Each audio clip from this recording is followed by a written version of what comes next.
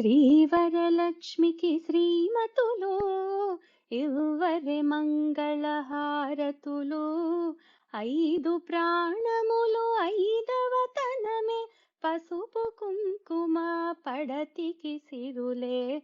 శ్రీవరలక్ష్మికి శ్రీమతులు ఇవ్వరే మంగళహారతులు. సిగలో పువ్వులు నగలంట, కనుల కాటుకే కళలంట, చేతికి గాజులు విలువంట, నొసటి కుంకుమే బ్రతుకంట. శ్రీవరలక్ష్మికి శ్రీమతులు ఇవ్వరే మంగళహారతులు.